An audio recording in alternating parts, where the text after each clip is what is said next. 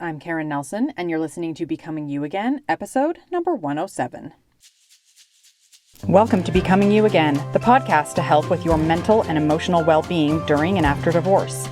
This is where you learn to overcome the trauma of your divorce by reconnecting with yourself, creating lasting emotional resilience, and living a truly independent life so your life will be even better than when you were married. I'm your host, Karen Nelson.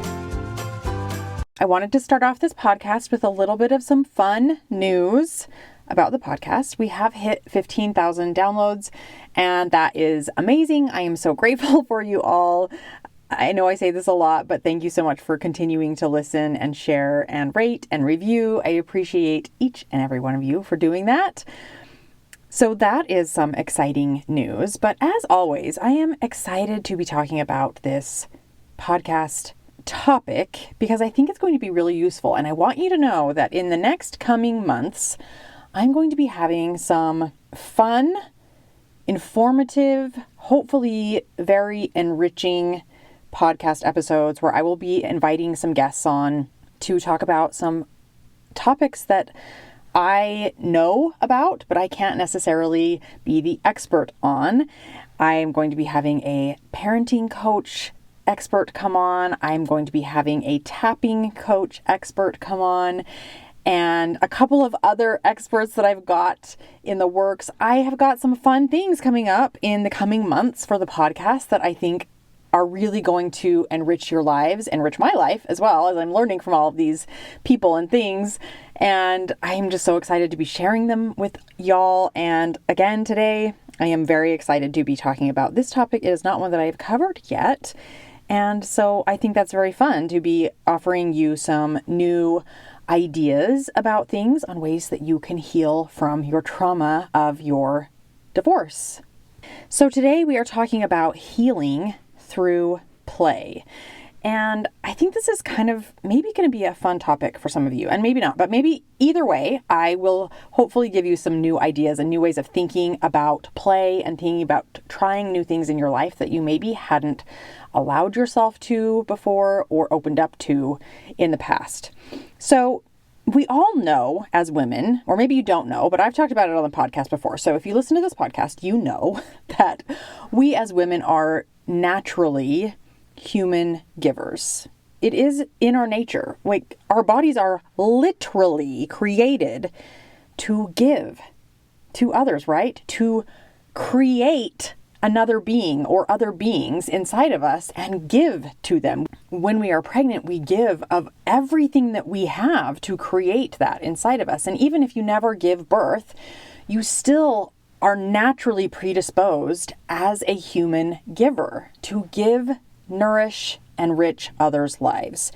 And on top of that, what is naturally in our DNA as women, we are also socialized to believe that we are the human givers, that we should always be giving to others first before we even think about giving to ourselves.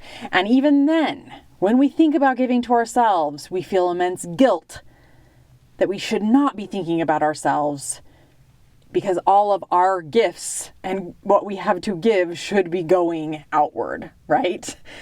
It's innate and we're socialized. So it makes perfect sense that so many of us feel guilty when we want to do something for ourselves, when we choose to do something for ourselves.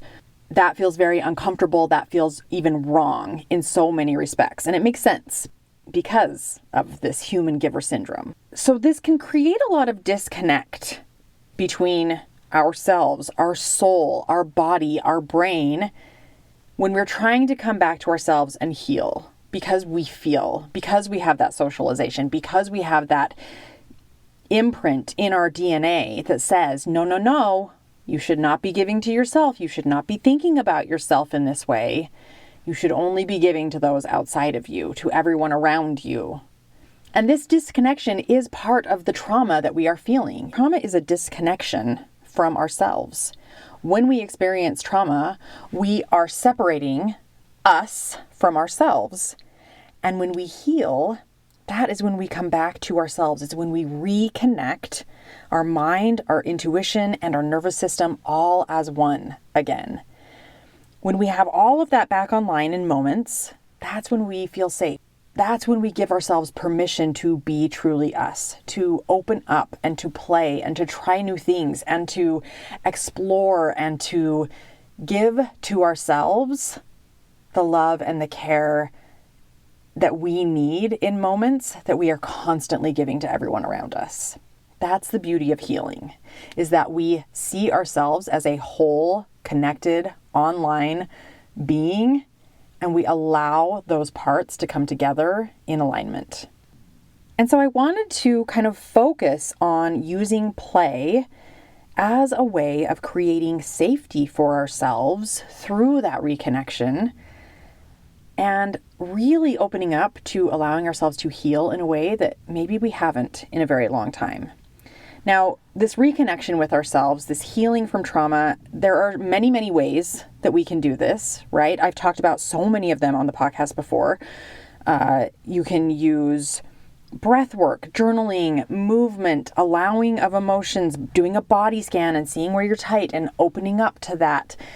Tapping, which is something we're going to be talking about, like I said, on the podcast in a later episode. So many other things that I haven't even mentioned. But play is also one of the ways to create safety for ourselves, to reconnect with ourselves and bring ourselves back online to create that space for healing from trauma. This topic to me is very personal because when I was married for many, many years of my marriage, I didn't know how to play. It was like I forgot how to play, how to have fun, how to allow myself to let go and to be in moments. And I didn't know it at the time. Why?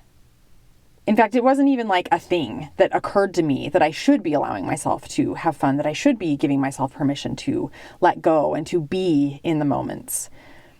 But since I've been doing so much study and work and learning about trauma and how it affects our nervous system and how that shows up in our lives when we are going through trauma, when we are disconnected from ourselves, I began to realize as I was thinking back about my life that the reason I often would not allow myself to play was I didn't feel safe in many situations. And I'm not talking about physical safety. For me, it was an internal safety that I did not have with myself. I was so disconnected from myself during my marriage that there were not many moments where I knew how to create safety for myself. And I think for a lot of women, that is a truth that is happening. We are so disconnected from our mind, our body, and our soul that we do not know how or understand how to create safety within ourselves. But here is what play can do for your wounded soul. And it is definitely something that I have been using in my life, especially lately, that is truly so healing for me. When you turn to play, it's like you are returning to a younger part of yourself. I mean, think about kids. When they play, they let themselves go. When you watch children play, you recognize that they feel completely safe in themselves and in what they are doing. So when a child feels unsafe or on guard, play is the very first thing that stops, right?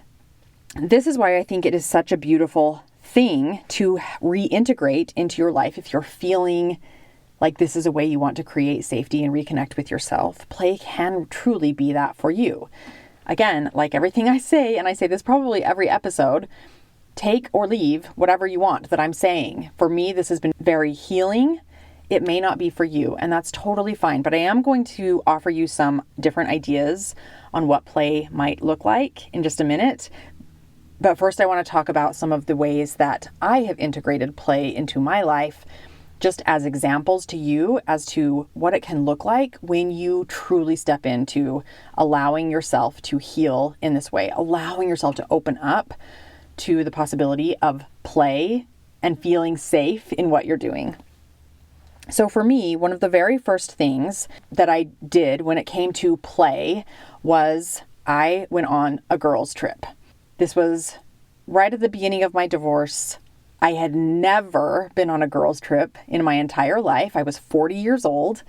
And one of my friends, who is a single woman, and one of her very best friends, they'd been friends since, college, were going to New York and they said, "Hey, Karen, we love you. We want to hang out with you. We want to go have some fun together. What do you think about going to New York for the weekend with us?"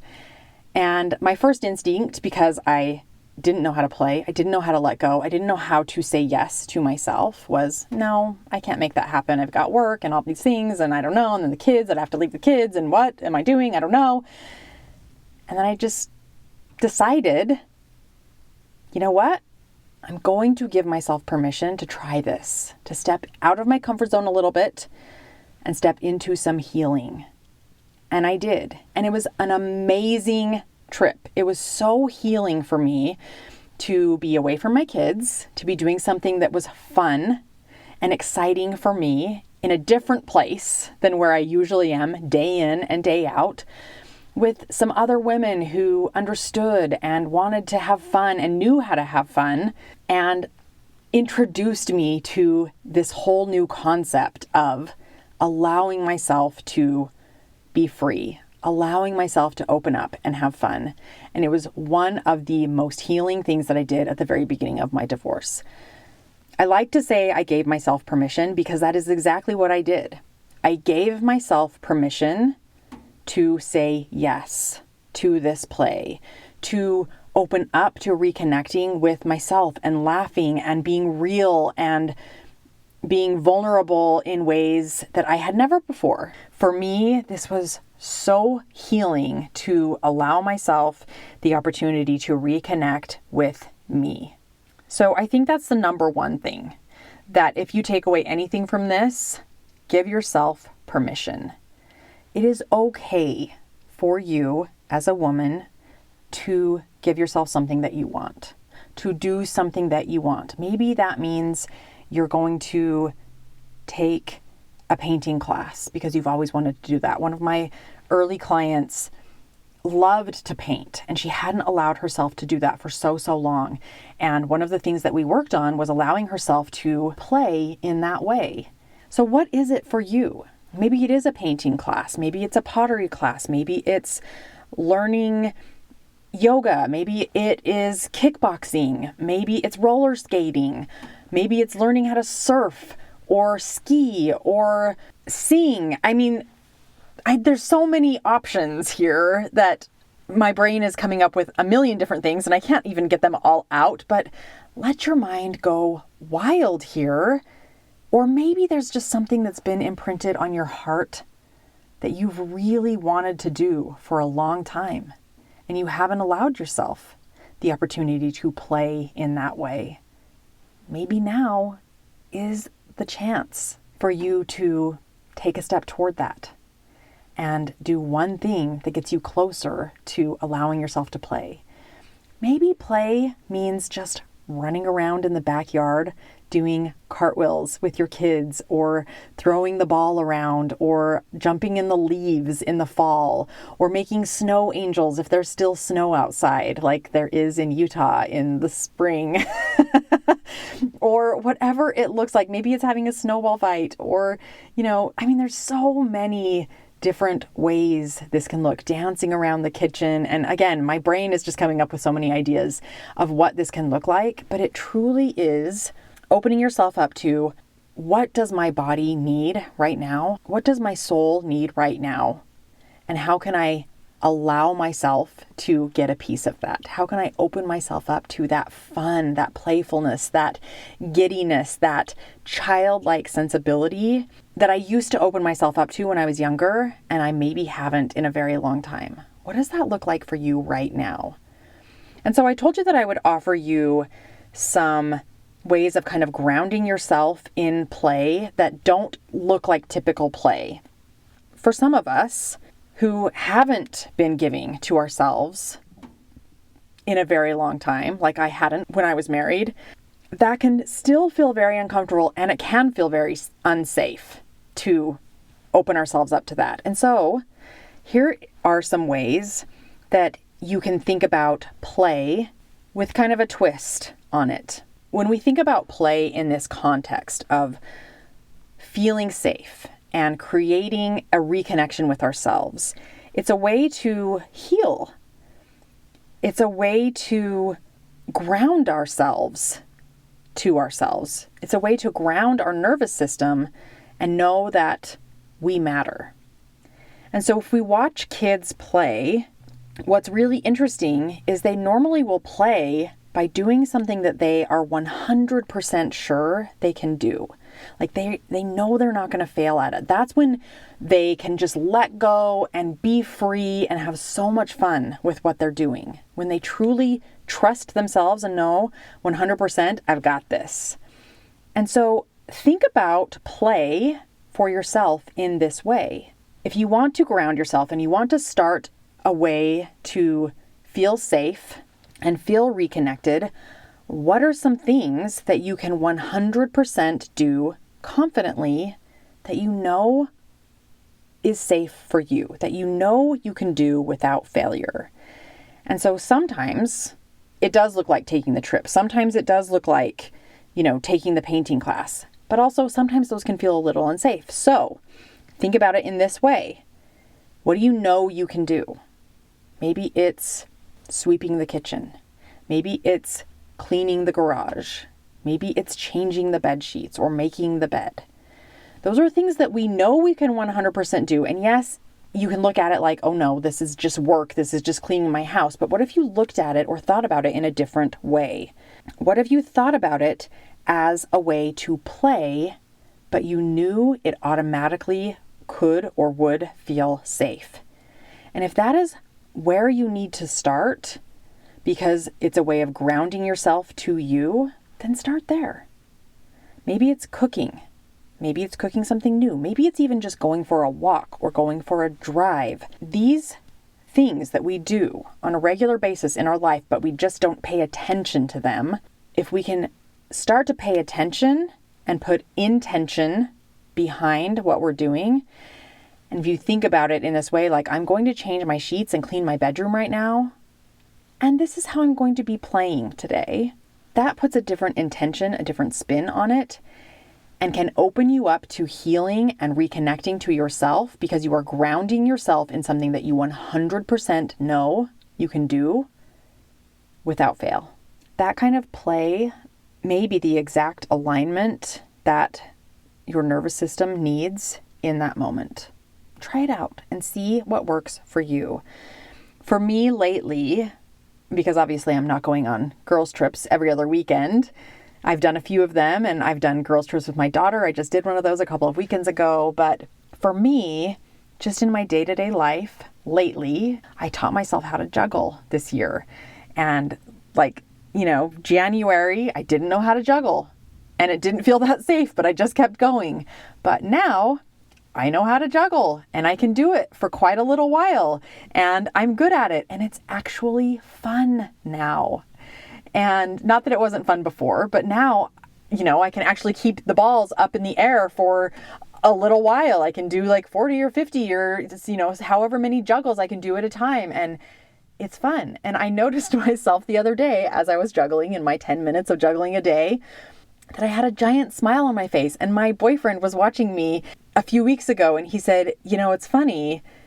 You do have like kind of a little smirk on your face when you juggle, like, you're good at this. This is something that you have learned how to do and you're good at it. And I didn't notice the smirk, but I did notice the smile the other day because it was so joyful and I felt so connected to myself and I was really in the moment just having so much fun.